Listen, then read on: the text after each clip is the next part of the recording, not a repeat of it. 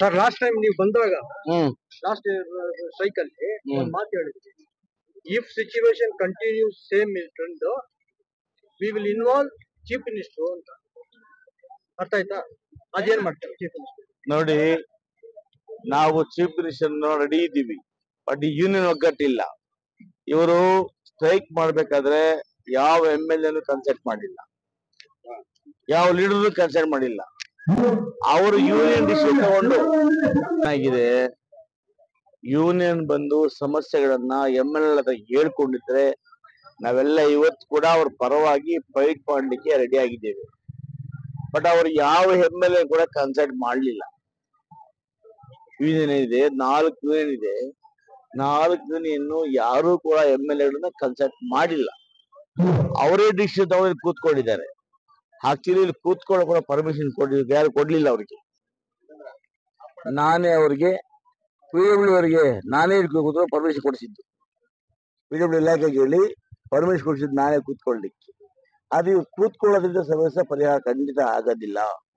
ಇದು central government issue. MP ಕಣ್ಮಿಸ್ಕೊಂಡಿದ್ದಾರೆ. Central minister Modi government ಯಾವುದೇ ಕಾರ್ಯಕ್ರಮ ತಗೊಳ್ತಾ ಇಲ್ಲ. ಮೋದಿಗವರು ಎಲ್ಲ ಇಂಡಸ್ಟ್ರಿ ಮುಚ್ತಾ ಇದ್ದಾರೆ. ಅವ್ರಿಗೇನ್ ಬೇಕು ಇವ್ರ ಬಗ್ಗೆ? ಅವ್ರ ಮೋದಿ ಉದ್ದೇಶನೇ ಪ್ರೈವೇಟೈಸ್ ಮಾಡ್ಬೇಕು ಅಂತ. ಅವ್ರು ಪ್ರೈವೇಟೈಸ್ ಮಾಡ್ತಾ ಇದ್ದಾರೆ. ನಿಮ್ಗೆ ಹೋರಾಟ ಬೇಕು ಅಂದ್ರೆ ಸರ್ಕಾರ ಸಪೋರ್ಟ್ ತಗೋಗಿತ್ತು. ನೀವ್ ಯಾರು ಅಪ್ರೋಚ್ ಮಾಡಿಲ್ಲ.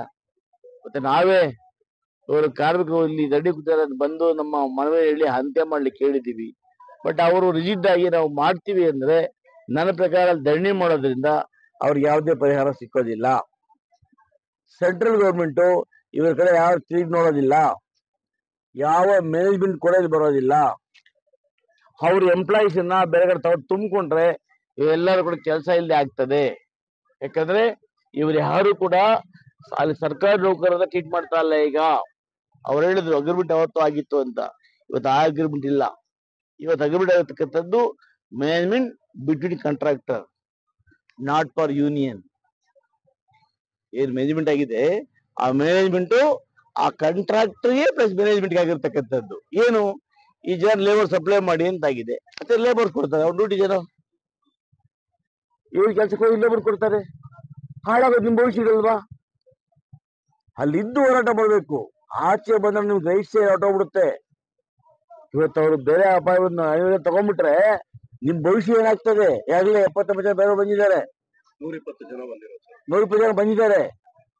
ನನಗೆ ನಿಮ್ಮ ಭವಿಷ್ಯದ ಬಗ್ಗೆ, ಕಾರ್ಮಿಕರ ಭವಿಷ್ಯದ ಬಗ್ಗೆ ಆತಂಕ ನನಗೆ.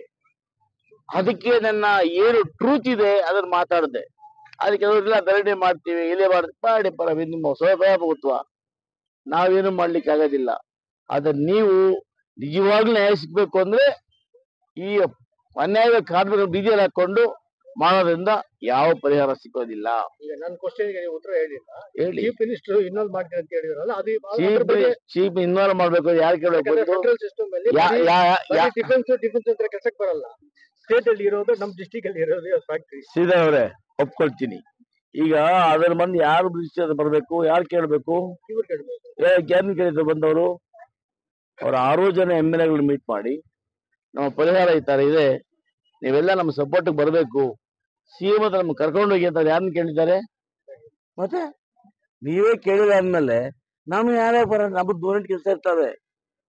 ನಿಮ್ಗೆ ಕೇಳಬೇಕು, ಸರ್ ಹಸಿರಾಗಿದೆ, ಕಾಫಿ ಕೊಡಿ, ಟೀ ಕೊಡಿ, ಅಟ್ಲೀಸ್ಟ್ ಊಟ ಕೊಡಿ, ನೀವು ಕೇಳಿದ್ರೆ ನಾವೆಲ್ಲ ಬರ್ತೀವಿ. ಇಷ್ಟೊಂದು ಕಾಲೇಜ್ ಇದೆಯಲ್ಲ, ನೀವು ಲೀಡ್ ಮಾಡ್ತಿರೋದ ಯಾವ್ದನ್ನ? ನೆಕ್ಸ್ಟ್ ಡೆಫ್ರೆಂಟ್ ಆಗಿ ಅವ್ರ ಕೇಳ್ರಿ, ಅವ್ರ ದಡ್ಡಿ ಮುಗಿಸ್ಕೊಳ್ಳಿ. CM ಹತ್ರ ನಾನು ಕರ್ಕೊಂಡು ಹೋಗ್ತೀನಿ. Is my world. SN ಯಾವತ್ತು ಬ್ಯಾಕ್ ಕೊಡೋದಿಲ್ಲ. ಅರ್ಥ ಆಯ್ತಾ? ಅದು ಅವ್ರ ತೀರ್ಮಾನ ತಗೊಳ್ಳಿ, ತಯಾರು ಆಗ್ತದೆ. ಏನಿವತ್ತು TCL ನಾನ್ ಎಂಪ್ಲಾಯ್ಮೆಂಟ್ ಅವರ ಸ್ಟ್ರೈಕಿಗೆ ಇವತ್ತು 10ನೇ ದಿನ ಹೋರಾಟ ಮಾಡ್ತಾ ಇದ್ದಾರೆ. ಇದಕ್ಕೆ ನಮ್ಮ ಸನ್ಮಾನ್ಯ ಶ್ರೀ SN ನಾರಾಯಣ ಸ್ವಾಮಿ ಬಂಗಾರಪೇಟೆ ಶಾಸಕರು ಹಾಗೂ ಉಪಾಧ್ಯಕ್ಷರಾದ ಗೋಪಾಲ್ ರೆಡ್ಡಿ ಅವರು ಮತ್ತು ಎಲ್ಲಾ ಪಂಚಾಯತಿ ಸದಸ್ಯರು ಎಲ್ಲ ಸೇರಿ ಇವತ್ತು ನಿಮಗೆ ಬೆಂಬಲ ಕೊಡ್ಬೇಕಂತ, TCL ನಾನ್ ಎಂಪ್ಲಾಯ್ಮೆಂಟ್ ಬೆಂಬಲ ಕೊಡ್ಬೇಕಂತ ಇಲ್ಲಿ ಸೇರಿದ್ದೀವಿ. ಈ ಸ್ಟ್ರೈಕ್ ಯಶಸ್ವಿಯಾಗಲಿ ಅಂತ ಹೇಳಿ ನನ್ನ ಮಾತಿಗೆ ಮುಗಿಸ್ತಾ ಇದ್ದೀನಿ. ಮಾನ್ಯ ನಮ್ಮ ಎಸ್ ಎನ್ ನಾರಾಯಣ ಸ್ವಾಮಣ್ಣ ಅವರು ನಿಮ್ಗೆ ಬೆಂಬಲ ಕೊಡ್ಲಿಕ್ಕೆ ಆಗಮಿಸಿದ್ದಾರೆ. ಅದ್ರ ಜೊತೆಗೆ ಡಿಕೆಹಳ್ಳಿ ಗ್ರಾಮ ಪಂಚಾಯತಿ ಅಧ್ಯಕ್ಷರಾದ ಸುರೇಶ್ ಮತ್ತೆ ನಮ್ಮ ಸದಸ್ಯರುಗಳು, ಡಿಕೆಹಳ್ಳಿ ಸದಸ್ಯರುಗಳು ಮತ್ತೆ ಮುಖಂಡರುಗಳು ಎಲ್ಲ ಒಟ್ಟಿಗೆ ಬಂದಿದ್ದೀವಿ ನಿಮ್ಗೆ ಸಪೋರ್ಟ್ ಕೊಡ್ಲಿಕ್ಕೆ. ಮತ್ತೆ ನಮ್ಮ ಶಾಸಕರ ಹತ್ರನು ಪರ್ಸನಲ್ ಆಗಿ ಮಾತಾಡಿದೀವಿ. ಅವರು ಕೂಡ ನಮ್ಮ ಮ್ಯಾನೇಜ್ಮೆಂಟ್ ಹತ್ರ ಮಾತಾಡಿ ನಿಮ್ಗೆ ನ್ಯಾಯ ಕೊಡಿಸ್ತಾರೆ ಅಂತ ಹೇಳಿ ನಮ್ಗೆ ನಂಬಿಕೆ ಇದೆ. ಮಾತಾಡ್ತಾರೆ ಕೂಡ. ಇವತ್ತು ನಾಳೆ ಯಾರೋ ಅಪಾಯಿಂಟ್ಮೆಂಟ್ ಕೊಟ್ಟಿದ್ದಾರಂತೆ, ಅದು ಇವತ್ತು ನಿಮ್ಗೆ ತಿಳಿಸ್ತಾರೆ. ಇಲ್ಲಿ CMD ಹತ್ರ ಮಾತಾಡಿ ನಿಮ್ಗೆ ಅನ್ಯಾಯ ಆಗಬಾರ್ದು ಅಂತ ಒಂದು ಇದರಲ್ಲಿ ಮಾತಾಡ್ತೀವಿ ಅಂತ ಹೇಳಿ ನಮ್ಗೆ ಭರವಸೆ ಕೊಟ್ಟಿದ್ದಾರೆ. ನಿಮ್ಮ ಹತ್ರನು ಮಾತಾಡ್ಲಿಕ್ಕೆ ಆಗಮಿಸಿದ್ದಾರೆ. ಎಲ್ಲರಿಗೂ ಧನ್ಯವಾದ. ಇದೆ ಕಾಂಟ್ರಾಕ್ಟ್ ಫಸ್ಟ್ ಕಾಂಟ್ರಾಕ್ಟ್ ನಮ್ಗೂ ಏನು ಸಂಬಂಧ ಇಲ್ಲ. ನಾವು ಬಂದು ಬರೀ ಪೇಮೆಂಟ್ ನಮ್ಗೆ ಕೆಲಸ ತಗೊಂಡಿರೋದು ಮ್ಯಾನೇಜ್ಮೆಂಟ್ ಹತ್ರನೇ ನಾವು ಕೆಲಸ ಮಾಡ್ತೀವಿ. ಮ್ಯಾನೇಜ್ಮೆಂಟ್ ನಮ್ಗೆ ಕೆಲಸ ತಗೊಳ್ಬೇಕು. ಎಂಪ್ಲಾಯೀಸ್ ಏನು ರೂಲ್ ಇದೆ ಎಲ್ಲ ರೂಲ್ ನಮ್ಗೆ ಹಾಕ್ಬೇಕು. ಕೆಲಸ direct management under payment fix ಮಾಡೋದು ಮ್ಯಾನೇಜ್ಮೆಂಟ್. ಇನ್ಸೆಂಟಿವ್ ಪೇಮೆಂಟ್ ಲೀವ್ ಎಲ್ಲ ಒಂದು ಆಸ್ ಪರ್ ಕಾಂಟ್ರಾಕ್ಟ್ ಆಕ್ಟ್ ಏನಿದೆ ಅದರಲ್ಲಿ ಲೀವ್ ಎಲ್ಲ ಬರುತ್ತೆ. ಆದ್ರೆ ಪರ್ಮನೆಂಟ್ ಎಂಪ್ಲಾಯ್ ಏನ್ ಕೆಲಸ ಮಾಡ್ತಾರೆ ಆ ತರ ಮ್ಯಾನೇಜ್ಮೆಂಟ್ ನಮಗೂ ಅವರೇ ಪೇಮೆಂಟ್ ಫಿಕ್ಸ್ ಮಾಡ್ತಾರೆ.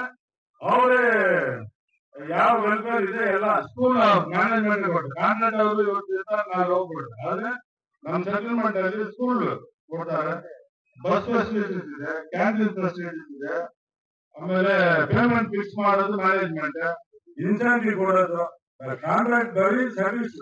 ನಾಳೆ ಏನಾದ್ರು ಪರ್ಮನೆಂಟ್ ಕೇಳಿದ್ರೆ ನೀವು ಕಾಂಟ್ರಾಕ್ಟ್ ಅಂತ ಇವಾಗ ಏನ್ ಹೇಳ್ತಾರೆ ಈ ಒಂದು ಮಾತಿಗೆ ಮಾತ್ರ ಕಾಂಟ್ರಾಕ್ಟ್ ಇಟ್ಕೊಂಡಿರು. ಫಸ್ಟ್ ನಾವು ಬರುವಾಗ ಮ್ಯಾನೇಜ್ಮೆಂಟ್ ನಮ್ಮನ್ನು ಕರೆದಿದ್ವಿ 2006 ಅಲ್ಲಿ. ಅವಾಗ ಇದ್ದ ಚೇರ್ಮನ್ VRS ನಾಗರಾಜನ್ ಇದ್ದು.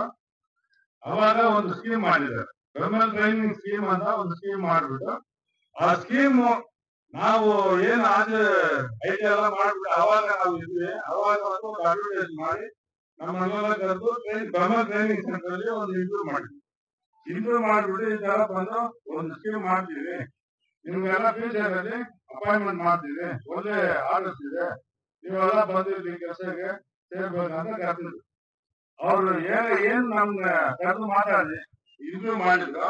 ಇಂಟರ್ವ್ಯೂ ಅಲ್ಲಿ ಏನ್ ಹೇಳಿದ್ರು ನಮ್ಗೆ ಆ ತರ ಆ ಸ್ಕೀಮ್ ಅಲ್ಲಿ 250 ಜನಕ್ಕೆ ಅಪಾಯಿಂಟ್ಮೆಂಟ್ ಕೊಟ್ಟಿದ್ದಾರೆ. ಆ ಸ್ಕೀಮ್ ಅಲ್ಲಿ ಆ 250 ಜನ ಕಾಂಟ್ರಾಕ್ಟ್ ಅಲ್ಲಿ ಬಂದಿರೋರು, ನಂತರ ಟ್ರೇಡ್ ಅಲ್ಲಿ ಬಂದಿರೋರು.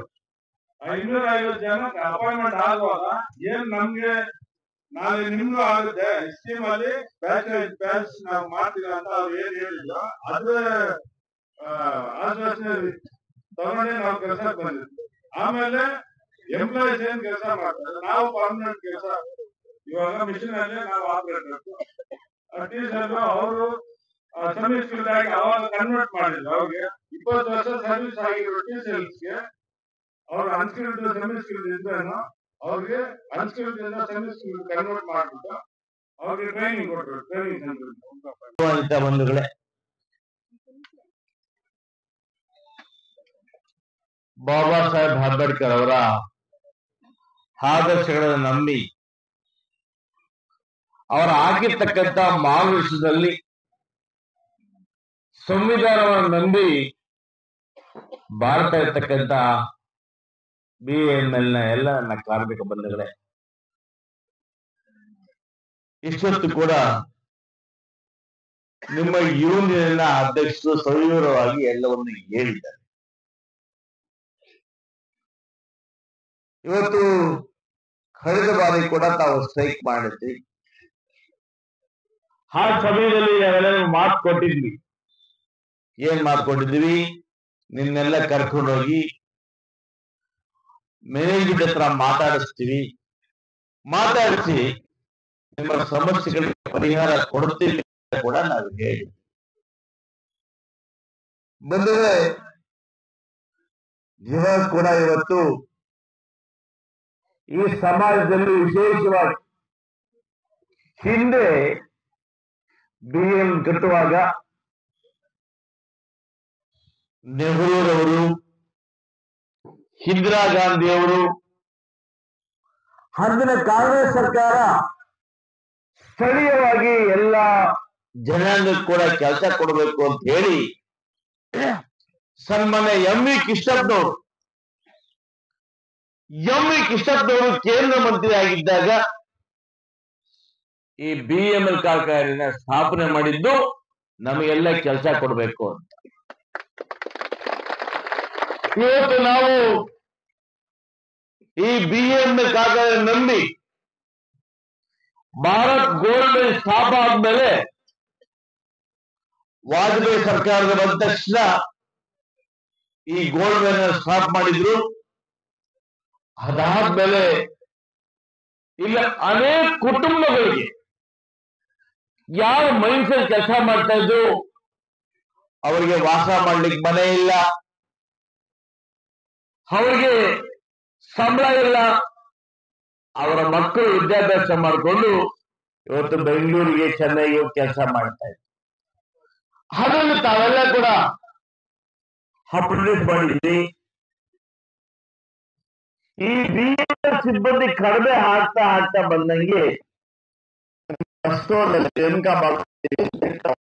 ಕೂಡ ತಗೊಂಡು ಭಾರತ ಸರ್ಕಾರ ಹಿಂದೆ ಕಾಂಗ್ರೆಸ್ ಸರ್ಕಾರ ಇದ್ದಾಗ ನಾವು BML ಮಾರಾಟಕ್ಕೆ ಇಟ್ಟಿರ್ಲಿಲ್ಲ. ಇವತ್ತು BML ಮಾರಾಟಕ್ಕಿಟ್ಟು ಕಾರ್ಮಿಕರ ಭವಿಷ್ಯವನ್ನ ಅತಂತ್ರ ಮಾಡ್ತಾ ಇದ್ದಾರೆ. ಇವತ್ತು ವಿಶೇಷವಾಗಿ ಹಿಂದೆ ನಿಮ್ಮ ನಾಯಕರು ಹೇಳಿದ್ದು ಮ್ಯಾನೇಜ್ಮೆಂಟ್ ಒಟ್ಟಿಗೆ ನೀವು ಅಗ್ರಿಮೆಂಟ್ ಮಾಡಿಕೊಂಡು ಮುಂದೆ ಪರ್ಮನೆಂಟ್ ಆಗುತ್ತೆ ಅಂತೇಳಿ ಕಡಿಮೆ ಸಂಬಳಕ್ಕೆ ನೀವೆಲ್ಲ ಕೂಡ ಕೆಲಸ ಮಾಡ್ತಾ ಇದ್ರಿ. ಮನುಷ್ಯನಿಗೆ ಆಸೆ, ಮುಂದೆ ಒಳ್ಳೆ ಭವಿಷ್ಯ ಇದೆ, ಆ ಭವಿಷ್ಯ ನಂಬಿಕೊಂಡು ನೀವೆಲ್ಲ ಕೂಡ ಬಡವರಾಗಿ ಮುಂದೆ ಪರ್ಮನೆಂಟ್ ಆಗುತ್ತೆ ಅಂತೇಳಿ ಕೆಲಸವನ್ನು ಮಾಡ್ತಾ ಇದ್ರಿ.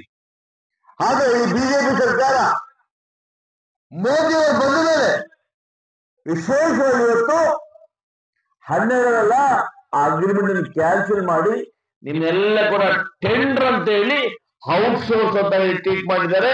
ನಾನು ಅವತ್ತು ಚರ್ಚೆ ಮಾಡಿದಾಗ ಹೇಳಿದ ಮಾತು, ಅವತ್ತು ಹೇಳಿದ್ರು ನಮಗೂ ಎಂಪ್ಲಾಯೀಸ್ಗೂ ಸಂಬಂಧ ಇಲ್ಲ, ನಾವು ಹೋಗಿ ಆ BML ಆಫೀಸಲ್ಲಿ ಕೂತ್ಕೊಂಡು ಕಾರ್ಮಿಕರು ಉಪವಾಸ ಮಾಡ್ತಾ ಇದ್ದಾರೆ,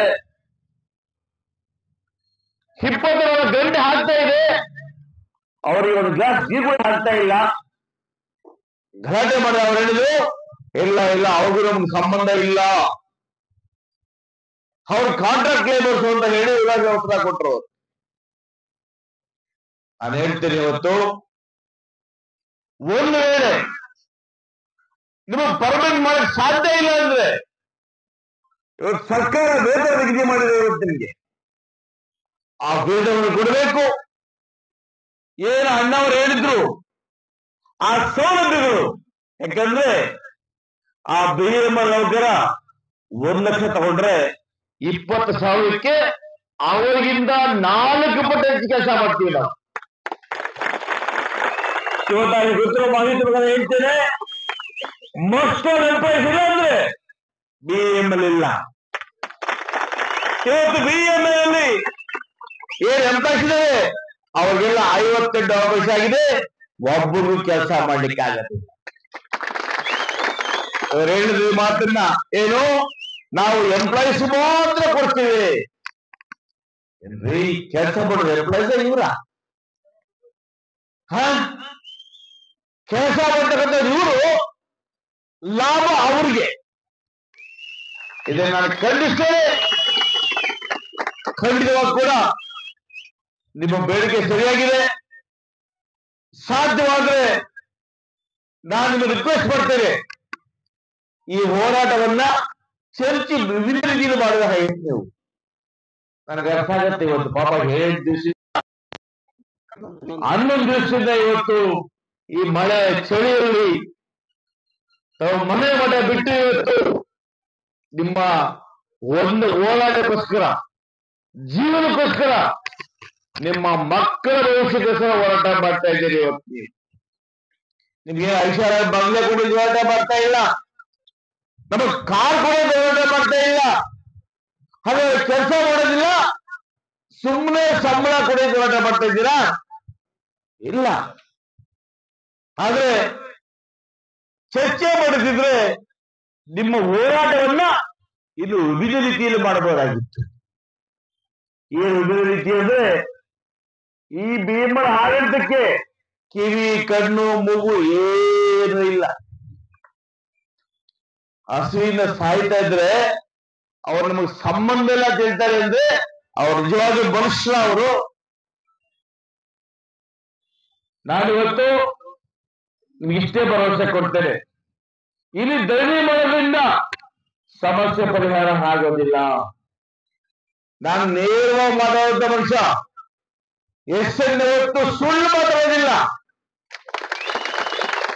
ನಾನು ಹೇಳ್ತೇನೆ, ನೀವು ಇಲ್ಲಿ ಕೂತ್ರೆ ಸಮಸ್ಯೆ ಪರಿಹಾರ ಆಗೋದಿಲ್ಲ. ನಾಳೆ ಬೆಳಗ್ಗೆ ಒಂದು ವೇಳೆ ಅವರು ಬೇರೆ ಸೆಡ್ಡವ್ರನ್ನ ಸಂಚು ತಗೊಂಡ್ರೆ ನಮಗ್ ತೊಂದರೆ ಆಗುತ್ತೆ. ಅರ್ಥ ಮಾಡ್ಕೊಳ್ಳಿ. ಇವತ್ತು ಇಲ್ಲಿ ಕೂತು ನಾವು ಇನ್ನು 1 ತಿಂಗಳು ಧರಣಿ ಮಾಡಿದ್ರು ಕೂಡ ಅವ್ರು ಯಾರು ನಮ್ಮ ಕಡೆ ಬರೋದಿಲ್ಲ. ಮೊನ್ನೆ ನಮಗ್ ಗೌರವದಿಂದ MP ಬಂದಿದ್ದಂತೆ, ಕೇಳ್ಪಟ್ಟಿದ್ದಾನು. ನಾನು ಪಾರ್ಲಿಮೆಂಟ್ ಅಲ್ಲಿ ಮಾತಾಡ್ತೇನೆ. ಯಾವತ್ತಪ್ಪ ಪಾರ್ಲಿಮೆಂಟ್ ಏನ್ ಮಾತಾಡ್ತೀವಿ? ಪಾರ್ಲಿಮೆಂಟ್ ಅಲ್ಲಿ ಏನ್ ಮಾತಾಡ್ತೀಯಪ್ಪ? ಪಾರ್ಲಿಮೆಂಟ್ ಅಲ್ಲಿ ಏನ್ ಮಾತಾಡೋದು?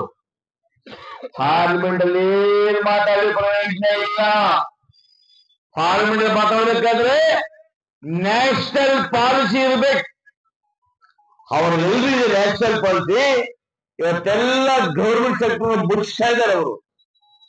ಅವ್ರು ಒಪ್ಕೊಳ್ತಾರ ಮಾತನ್ನ? ಒಪ್ಪೋದಿಲ್ಲ. ಸುಮ್ಮನೆ ನಾವೆಲ್ಲ ಬಂದು ನಿಮ್ಮನ್ನು ಕಣ್ಣೋಸಿ ಯಾಮಾರಿಸಿ ಹೋಗ್ಬೇಕಷ್ಟೇ. ನಿಜವಾಗ ಕೂಡ ನಿಮಗೆ ಸಹಾಯ ಆಗ್ಬೇಕು ಅಂದ್ರೆ ನನ್ನ ಮಾತು ಕೇಳಿ ಹೋರಾಟ ಬೇರೆ ರೀತಿ ಮಾಡೋಣ.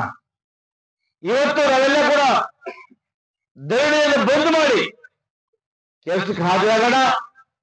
ಮೇಲಿನ ಬಿಡದ ಅಪಾಯಿಂಟ್ ತಗೊಳ್ತೇನೆ ನಾನು. ಮುಖಂಡರು ಬನ್ನಿ.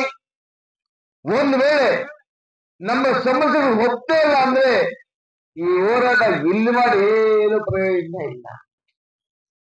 ಈ ಹೋರಾಟವನ್ನ ಬೆಂಗಳೂರು ಹೆಡ್ ಆಫೀಸ್ ಶಿಫ್ಟ್ ಮಾಡೋಣ. ಆ ಶಿಫ್ಟ್ ಮಾಡೋದಕ್ಕೆ ನಿಮಗೆ ಎಷ್ಟು ಬಸ್ಗಳು ನಾನು ಕೊಡ್ತೇನೆ. ಎಷ್ಟು ಬಸ್ ನಾನು ಕೊಡ್ತೇನೆ. ಆ ಊಟ ತಿಂಡಿ ಎಷ್ಟೇ ಖರ್ಚಾಗ್ಲಿ ಅದನ್ನ ನಾನು ಗೋಪಾಲ ಬರೆಸ್ಕೊಳ್ತೇವೆ. ಇವತ್ತು ನೀವು ಇಲ್ಲಿ ಕೂತ್ಕೊಂಡು ಇನ್ನು 1 ವಾರ ಸ್ಟ್ರೈಕ್ ಮಾಡಿದ್ರು ಕೂಡ ನಾವು ಸಫರ್ ಆಗ್ತೇವೆ, ನಾವು ಉಪವಾಸ ಇರ್ತೇವೆ. ನಮ್ಮ ಹೆಂಡತಿ ಮಕ್ಕಳು ಕಷ್ಟಪಡ್ತಾರೆ. ನಮ್ಮ ಕನಿಷ್ಠ ಪಕ್ಷ ಯಾವ ಸೌಲಭ್ಯ ಕೂಡ ಸಿಗೋದಿಲ್ಲ. ದಯಮಾಡಿ ನನ್ನ ಮಾತನ್ನು ಕೇಳಿ.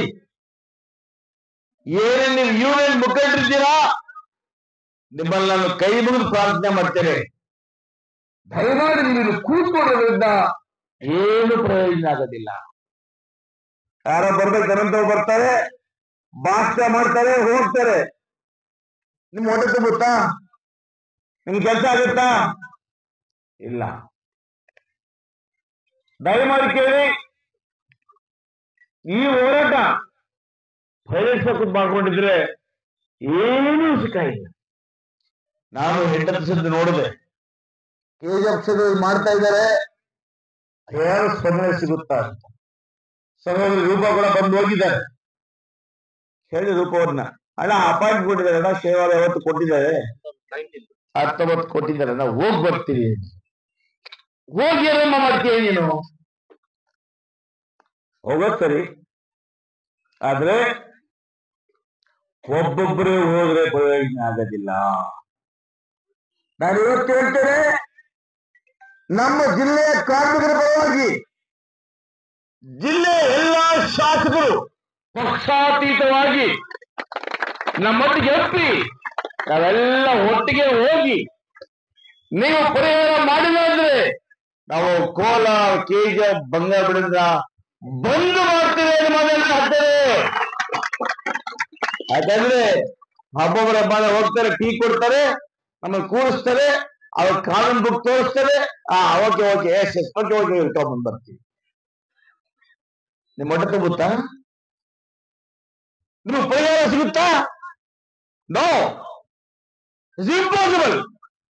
ಸಿಗೋದೇ ಪರಿಹಾರ. ನಿಮಗೆ ಪರಿಹಾರ ಸಿಗಬೇಕು ಅಂದ್ರೆ ನೀವೇನಾದ್ರು ಎಲ್ಲಾ ಶಾಸಕರು ಮನವಿ ಕೊಡಿ, ಒಂದು ಡೇಟ್ ನಿಗದಿ ಮಾಡ್ತೀವಿ, ಅವತ್ತೆಲ್ಲರೂ ಹೋಗಿ ಒಟ್ಟಾಗಿ ಪ್ರೆಷರ್ ಹಾಕಿದ್ರೆ ಮಾತ್ರ ನಿಮ್ಮ ಸಮಸ್ಯೆ ಪರಿಹಾರ ಆಗ್ತದೆ.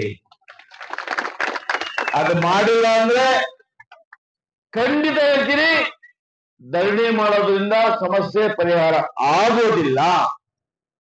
ಆಗುತ್ತಾ ಹೇಳಿ? ಆಗುತ್ತಾ? 11 days ಆಯ್ತು. ಅಚೀವ್ಮೆಂಟ್ ಇದೆಯಾ ಹೇಳಿ? ಇದೆಯಾ?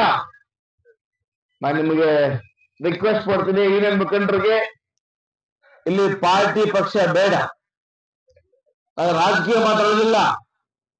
ನೀವೆಲ್ಲ ಕಾರ್ಮಿಕರ ನನ್ನ ಬಂಧುಗಳು.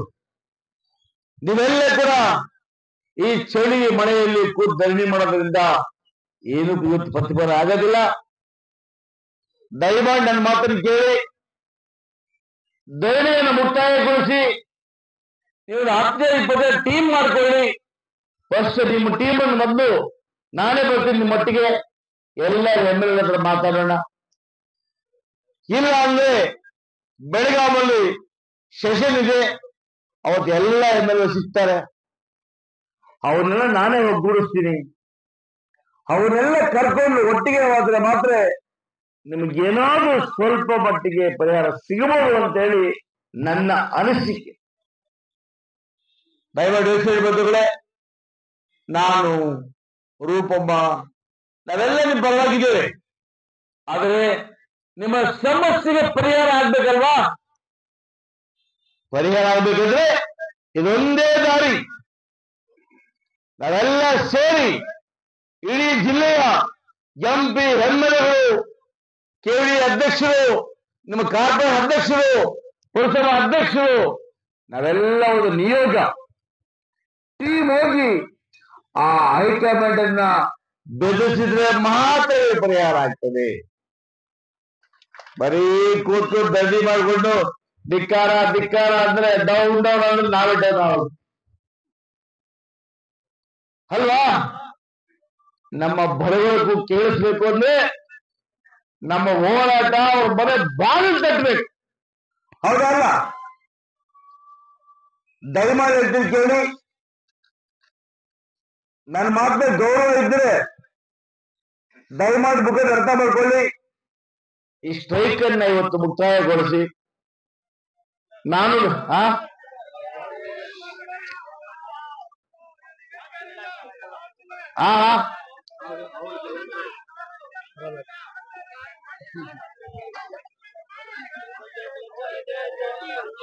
ಹೇಳಿ ಹೇಳಿ ಹೇಳಿ ಹೇಳಿ ಹೇಳಿ ಮಾತಾಡಿ ಯಾರದು? ಅಲ್ಲ ಸ್ವಾಮಿ, ನಮಸ್ಕಾರ ಸ್ವಾಮಿ.